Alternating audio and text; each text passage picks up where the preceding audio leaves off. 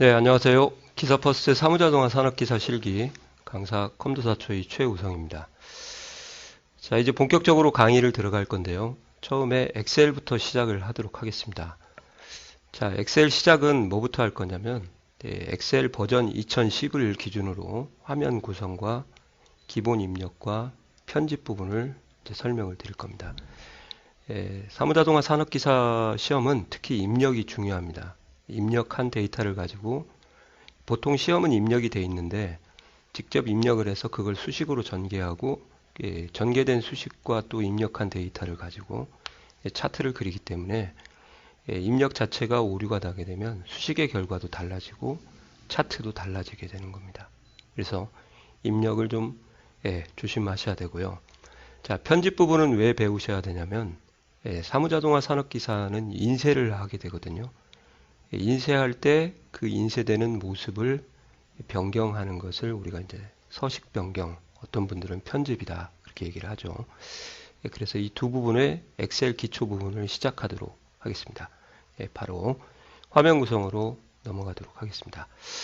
자, 엑셀의 화면 구성에서는 저장할 수 있는 장소를 좀 알아두시면 좋죠. 그때 파일 단추라고 하는 이 녹색의 단추를 우리가 파일 단추라고 하거든요. 2010에서 2007은 아마 여기가 동그란 오피스 단추로 되어 있을 거예요.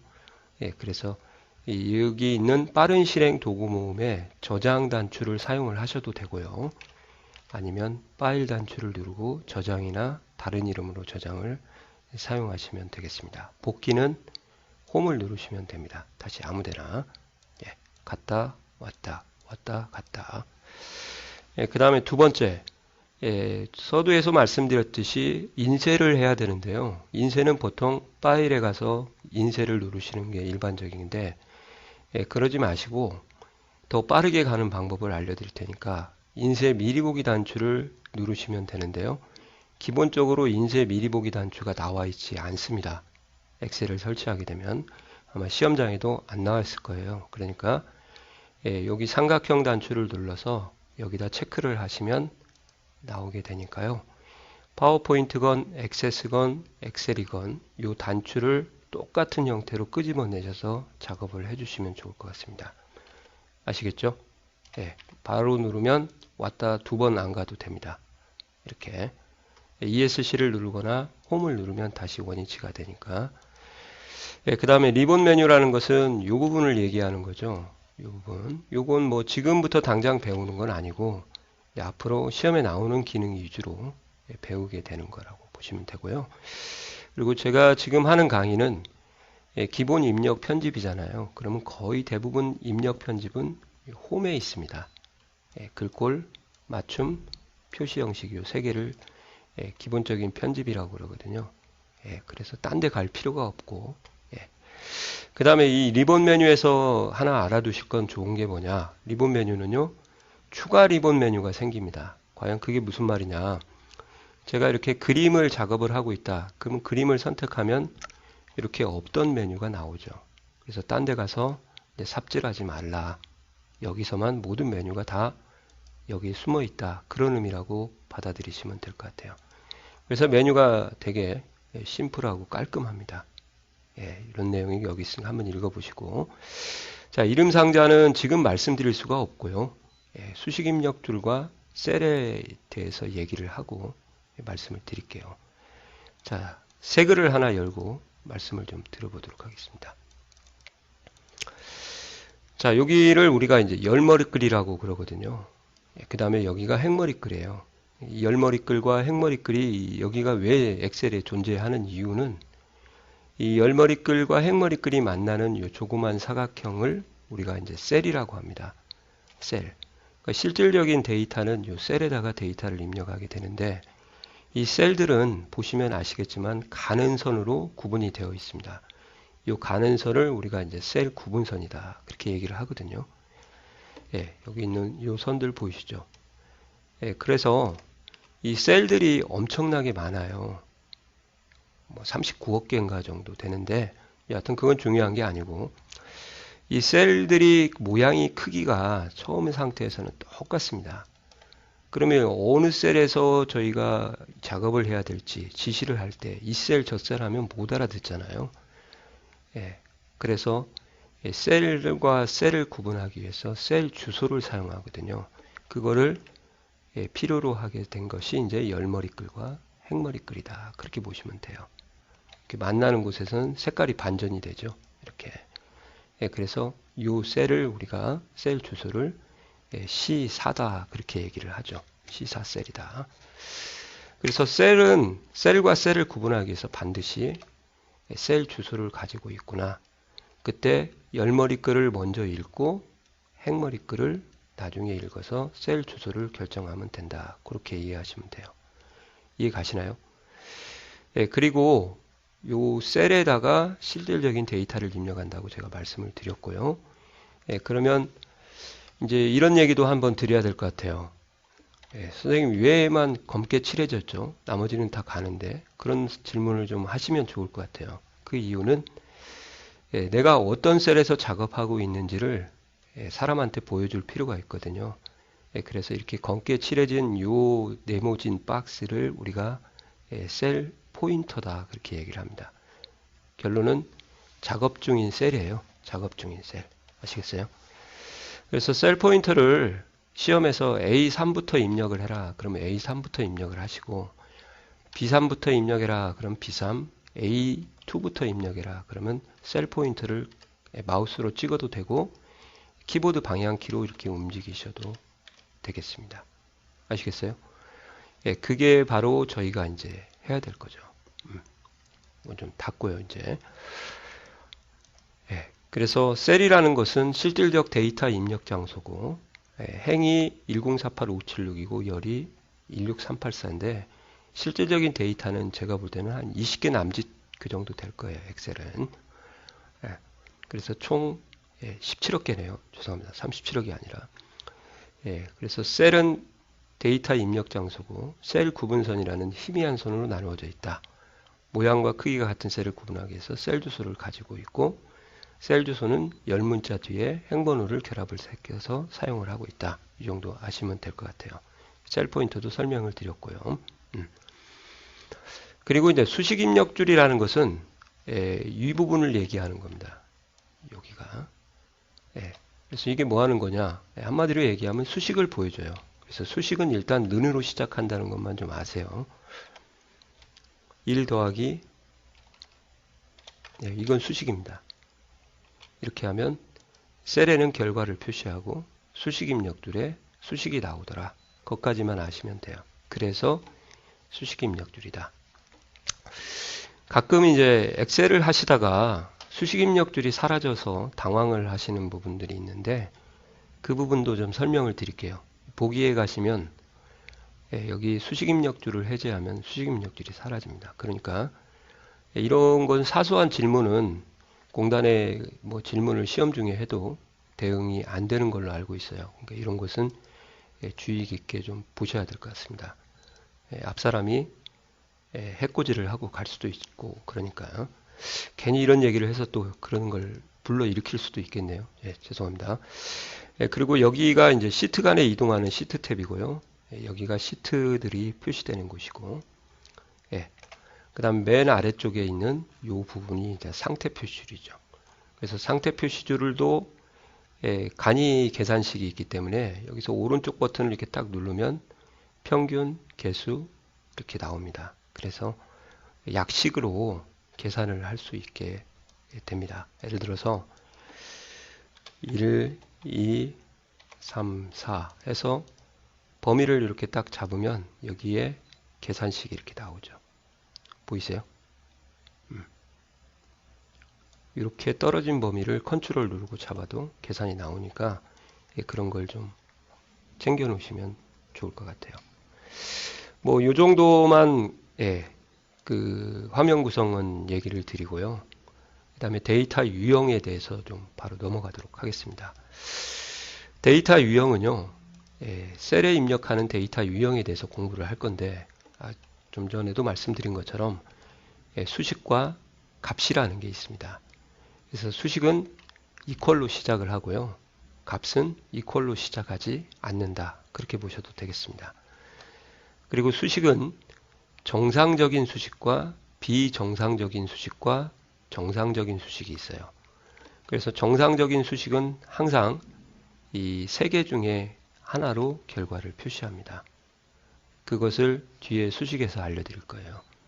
왜 이렇게 세 개의 값으로 표시하냐? 이 오류라고 하겠죠. 비정상인 건. 그것은요. 셀에 입력되는 값은 문자, 숫자, 논리값. 이렇게 세 개가 있어서 그런 겁니다. 아시겠어요? 문자값, 숫자값, 논리값. 이렇게 하나 띄우는 게 좋겠습니다. 그리고 엑셀은 숫자와 문자를 구분하는 똑똑한 놈이니까 이제 요것에 대해서 공부를 좀 하셔야 돼요. 자, 문자는요. 문자로만 구성될 때 문자라고 합니다. 영어나 한글이나 한자나 특수문자. 그죠? 그리고 엑셀은요. 숫자하고 문자가 결합이 되면 문자로 취급을 해줍니다. 아시겠어요? 그래서 다 문자는 왼쪽 정렬을 하거든요. 그래서 다 왼쪽에 정렬이 된 거고요. 그 다음에 사무자동화 산업기사를 준비할 때는 두 가지를 또 준비를 하셔야 될 것 같아요. 만약에 숫자 앞에 0을 쓰고자 할 때요. 00, 1, 2, 3 넘버링 할 때요. 이게 0이 없어져 버립니다. 그러면 작은 따옴표, 어퍼스트로피라고 하죠. 0, 1, 2, 3 이렇게 하면 안 없어집니다. 0이 하나가 오든 두 개가 오든 세 개가 오든 그걸 일단 하나 알아두시고요. 이건 안 나올 수도 있어요. 두 번째는 나옵니다. 수식을 복사를 해야 되거든요. 근데 수식을 복사를 했는데 수식의 결과를 보여주는 게 아니라 셀에다가 수식 자체를 표시를 해야 되는 경우가 있습니다. 그럴 때 이렇게 작은 따옴표를 하고 수식을 복사를 해서 컨트롤 V를 하시든지 수식을 입력을 하시면은 결과가 안 나오고 문자 형태로 수식이 이렇게 나오기 때문에 이렇게 하는 것을 좀 알아두셔야 돼요. 그죠? 그러니까 수식의 결과보다는 수식 자체를 표시하고자 할 때 작은 따옴표를 사용한다. 이게 문자입니다. 종류. 왼쪽 정렬은 말씀드렸고요. 그 다음에 셀의 너비를 초과하면 옆 셀을 침범한다. 이것은 무슨 말이냐면 문자 같은 경우는 이제 사무자동화 산업기사라고 쓰게 되면 너비를 초과했죠. 이 너비를. 그러면 옆에가 이렇게 침범해서 표시가 되거든요. 근데 데이터가 없을 때는 상관이 없는데 침범한 데이터 부분에 새로운 데이터가 입력이 된다. 그러면 침범한 데이터가 이제 사라지는 겁니다. 이렇게요. 아시겠어요? 그래서 인쇄를 하게 되면 이렇게 인쇄가 돼요. 이게 이제 이렇게 되어 있는 게 실제 값. 이건 인쇄되는 겉모습. 그래서 수식 입력줄은 수식만 표시하는 게 아니라 그 셀에 있는 데이터의 실제 값을 표시한다. 그렇게 이해를 하셔도 좋을 것 같아요. 이렇게 아시겠어요? 그러니까 이렇게 인쇄하면 감점이 되겠죠. 그래서 너비를 넓혀주는 것도 뒤에서 배우셔야 됩니다. 그 특징을 알아두셔야 됩니다. 좀 이해 가시나요? 예. 그러니까 숫자로 넘어가도록 하겠습니다. 자, 숫자는요. 온리 숫자로만 구성이 되어 있으면 엑셀에서는 숫자로 인정을 해준다. 대표적인 게 이런 거라고 보시면 되고요. 예, 아까 말씀드린 것처럼 좀 전에 말씀드린 것처럼 00, 1, 2, 3처럼 숫자 앞에 0이 올 수가 없더라. 그죠? 예, 그래서 어퍼스트로피를 알려드린 거고 음수를 입력하려고 하면 마이너스 숫자를 쓰게 되면 음수가 입력이 되고요. 또 다른 방법으로는 가로를 열고 가로를 닫고 그 안에다가 숫자를 쓰게 되면 음수가 입력이 됩니다. 이건 제가 그런 게 아니라 엑셀에서 원래 이렇게 음수를 입력하는 방법이 두 가지가 있어요. 참고로 아시겠어요? 그 다음에 숫자와 숫자 사이에 점을 입력하면 소수가 되더라. 그럼 2.3 하면 소수가 되는 거고요. 1점 하면은 그냥 기본적으로 그냥 없어진 상태에서 정수만 표시가 됩니다. 그리고 1점, 2.3을 입력하게 되면 이건 문자 데이터가 돼버리고요. 그러니까 그런 특징들을 좀 알고 공부를 하자. 그런 것을 말씀을 드린 겁니다. 백분율은요, 5% 이렇게 직접 퍼센트지를 입력해 주는 게 좋습니다. 이렇게요. 물론 뭐 수식의 결과로 소수가 나왔을 때 백분율로 바꿀 때는 따로 홈탭에서 백분율로 바꾸는 건 말씀을 드릴 테니까. 근데 참 백분율은 좀 이상해요. 뭐가 이상하냐? 퍼센트지를 쓰고 백분율을 쓰더라도 백분율로 이렇게 인식을 해줍니다. 그러니까 그만큼 많이 쓴다는 데이터 같아요. 급하시면 그렇게 쓸 수도 있겠다. 고려를 한 게 아닌가 생각이 듭니다. 자, 이제 가장 중요한 날짜죠. 시간. 날짜는 연-월-1로 입력을 하시면 됩니다. 2019-5-4 알겠어요? 이렇게 2019-6-3 이렇게요. 예, 하나가 빠졌네요. 이렇게 아시겠어요? 연-월-1입니다. 예, 이렇게 입력하면 작살나죠. 2019.03.06 이렇게 하면 이제 문자가 돼서 함수가 안 먹어서 그때부터 멘붕이 오기 시작하는 거죠. 그래서 이 강의가 필요한 거예요. 아시겠어요? 그 다음에 또 있습니다. 날짜에서 연도를 생략하고 입력을 하는 경우가 있어요. 시험에 나옵니다. 5-4 이렇게. 그러면 두 가지를 아셔야 돼요. 첫째, 2019년, 즉 당해년도에 연도가 붙습니다. 이렇게. 근데 선생님 이상하게 나와요. 그죠?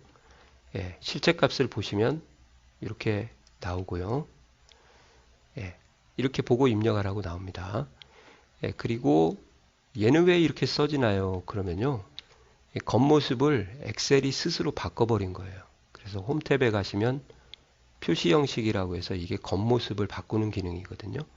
여기 가서 간단한 날짜로 바꿔주시면 겉모습이 또 이렇게 바뀝니다.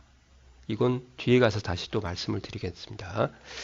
그래서 일단 아셔야 될 것은 당해년도가 붙는다. 뭐요? 월하고 일만 입력하면은 그런 것을 좀 알아두셔야 되고요. 그때 엉뚱하게 겉모습이 바뀌더라도 당황하지 말자. 실제 값은 변화가 없다. 그런 얘기는 추가적으로 더 해드린다 했죠. 그리고 연도를 두 자리만 입력하게 되면 참고로요. 29까지는 이제 2000년대로 인식을 하고요. 30 이상은 1900년도로 인식을 합니다. 이렇게요. 29-5-4 그죠? 30-5-4 하면 1930년이 이렇게요. 그러니까 될 수 있으면 이제 네 자리를 좀 붙여주시는 게 좋을 것 같아요. 그죠? 자, 시간은요. 어떻게 입력을 하냐? 24시각제로 입력을 해요. 그래서 땡땡을 구분자로 5땡땡 6땡땡 7 이게 바로 5시 6분 7초 이게 됩니다. 그때 이 시간 부분에서요. 12시 이상이 되면 오후로 인식을 하고 12시 전이면 이제 오전으로 인식을 하게 됩니다. 자, 한번 보십시오. AM 그죠? 여기는 15-6분 7초 15 땡땡 콜론 그러면 이제 오후 3시가 되는 거죠. AM, PM 이렇게 되니까 이 부분을 잘 좀 챙겨 두시기 바랍니다. 그리고 하나 상식으로 알려드리겠습니다. 시간을 생략하면 즉 두 개만 입력하면 5분 4초일까요? 5시 4분일까요? 5분 4초 아니고 5시 4분 즉 초가 생략이 된다는 것도 좀 알아두시면 좋을 것 같습니다. 그죠? 메모를 이렇게 달아놨으니까 이 파일을 가지고 한 번씩 보시면서 자, 이제 정말 중요한 거 말씀을 드려야 될 것 같아요. 숫자는 일반적으로 오른쪽 정렬을 하게 되어 있습니다. 문자하고 반대죠. 그죠? 근데 숫자를 입력했을 때 셀의 너비가 충분히 있어야 되는데 부족하다 그러시면은 이게 지수 형태라고 합니다. 이것도 숫자예요. 실체값 한번 보세요. 이것이 수학에서 말하는 공대생들이 많이 쓰죠. 1 곱하기 10의 8승이라고 합니다. 이렇게 변하게 돼 있어요. 그러면 변화에도 계산에는 실제값이 참여하니까 결과는 맞습니다. 근데 뭐가 문제냐? 인쇄거든요. 이렇게 인쇄가 되니까 작살나는 거죠. 이게 더 작살나는 것도 보여드릴까요? 엑셀하고 액세스에서는 너비가 더 좁으면 이제 샵으로 나옵니다. 그러면 진짜 샵으로 인쇄되면 감점이니까요. 충분하게 숫자 너비를 넓혀 주셔야 되겠습니다. 아시겠어요? 그것을 꼭 챙겨 두시기 바랍니다. 사무자동화 산업기사 실기는 인쇄를 해야 되는 거죠. 인쇄가 개판으로 나왔다. 그럼 문제가 생기는 겁니다. 자, 논리값. 논리값은요, 아마 제가 설명을 강사들이 대부분 다 안 하시는 것 같더라고요. 논리는 트루 폴스가 딱 두 개밖에 없어요. 얘는 소문자로 써도 대문자로 입력이 되고요. 또 가운데 정렬을 하게 됩니다. 그래서 딱 두 값만 있을 때 요거를 저희가 true하고 false를 쓰는데, 근데 이제 기본적으로 다른 사람들이 알아줘야 이걸 쓰죠. 그래서 잘 안 쓰죠. 그래서 저도 한번 옛날에 이런 걸 봤어요. 이걸 쓰시는 분, 그 안경 착용 여부라고 해서 착용하면 true, 미착용하면 false인데 이렇게가 남이 못 알아듣잖아요. 그래서 별 수 없이 이제 문자로 갈 수밖에 없다. 그렇게 보시면 되겠습니다. 아시겠어요? 이런 부분을 좀 챙겨서 잘 좀 활용을 하셔야 될 것 같습니다. 그리고요, 제가 왜 이 논리를 시험에도 안 나오는 걸 입력도 안 하는 걸 설명을 드렸냐? 데이터로서는 가치가 없어요. 근데 차후 수식을 하는 데 있어 이 논리값의 가치가 중요하기 때문에 어떤 함수냐? if예요. if. 그리고 비교 연산식. 두 가지에서 엄청 제가 강조를 다시 해드릴 겁니다. 아시겠죠? 그리고 수식은 equal로 시작하고요. 수식의 결과는 셀에 표시하고 수식 입력들의 수식을 표시한다. 이 정도는 기본으로 알고 계셔야 될 것 같습니다. 그래서 엑셀을 하시다 보면요, 이런 내용도 있어요. 엑셀은 이중적인 값을 갖는다. 이제 그런 얘기를 저희가 하거든요. 이게 무슨 말이냐면 그냥 값 2를 쓰고 숫자 2를 쓰고 수식 2를 쓰고요. 우리가 봤을 때는 겉모습에는 다 2로 인쇄가 되죠. 근데 실질적인 값이냐 수식이냐는 실체 값으로 판단을 해야 된다. 그런 것을 말씀을 드려서요.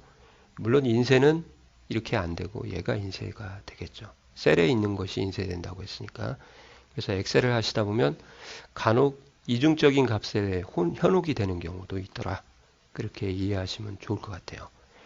자, 여기까지가 이제 데이터 입력에 관련된 유형이고요.